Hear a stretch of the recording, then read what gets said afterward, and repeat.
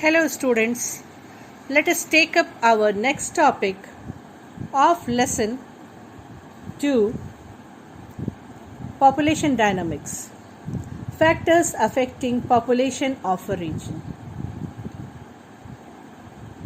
What are the causes which affect the people to live in a particular region or to move from that region? Let us see. The population of a region is influenced by various factors. They can be grouped as physical factors, economic and social factors.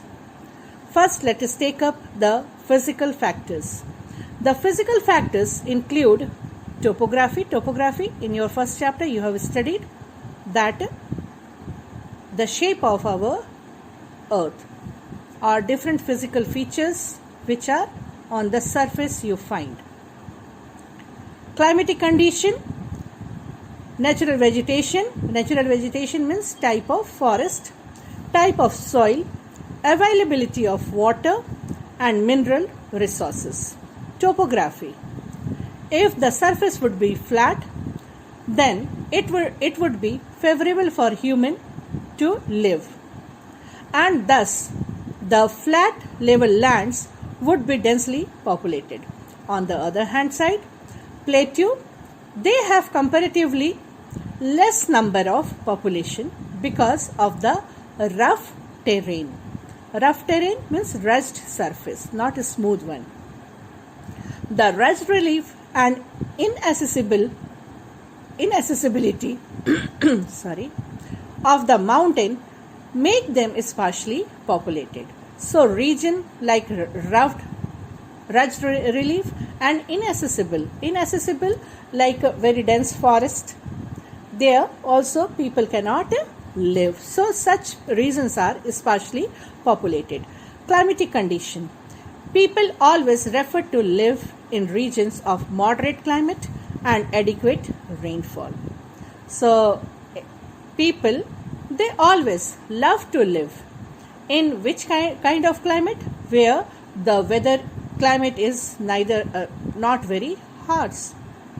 So moderate is the best suited climate for people to live in and must have adequate rainfall.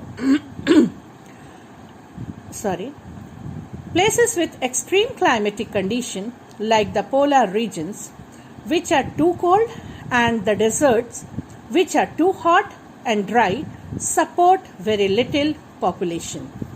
Natural vegetation.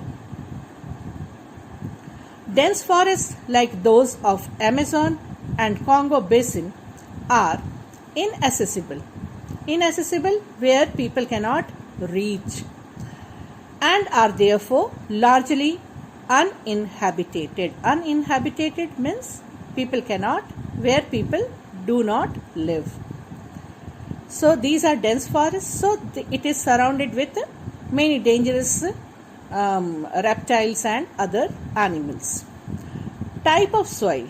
Regions with fertile soils are best suited for agriculture, and therefore the river valleys have always seen densely populated. Good examples are the valleys of river Ganga, Brahmaputra in India, Huanghe in China. Nowadays China is greatly in the news, and Nile River in Egypt. Availability of water resources. Most settlements grow up near sources of fresh water like rivers and lakes.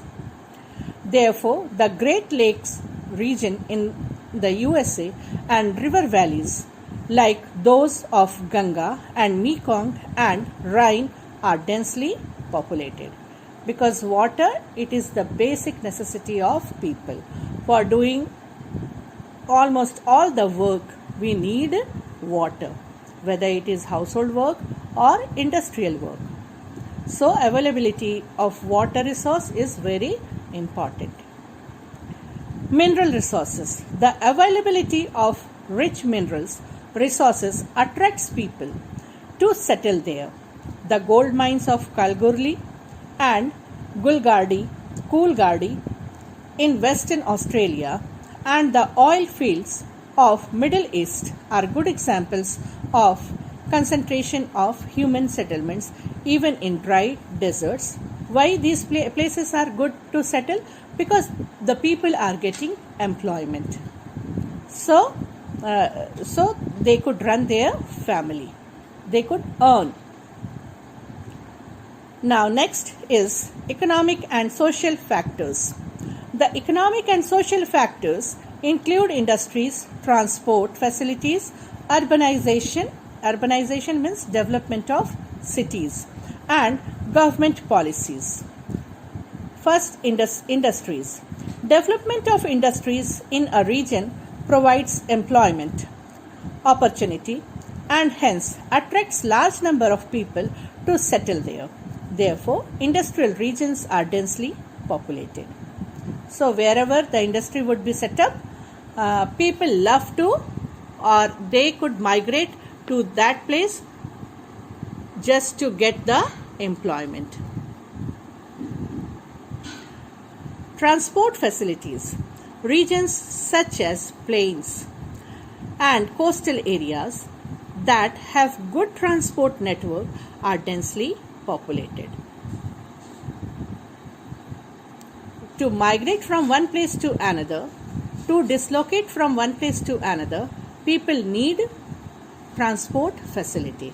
So wherever people have good transport facility, there people would find the area under dense population. Urbanization. People from villages migrate to cities in search of jobs, better educational and medical facilities, and higher standard of living as well. Thus, big cities and towns have high density of population. So people who live in rural areas, they want to go to the city or town. What for?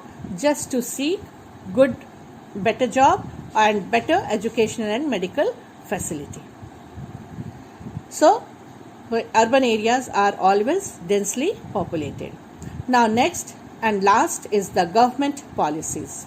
Sometimes government policies or political situations cause people to migrate from one place to another and thus influence the population of a place. Setting up a new industrial township in Heathrow Barren region or the influx of migrant population in India after independence are the good example.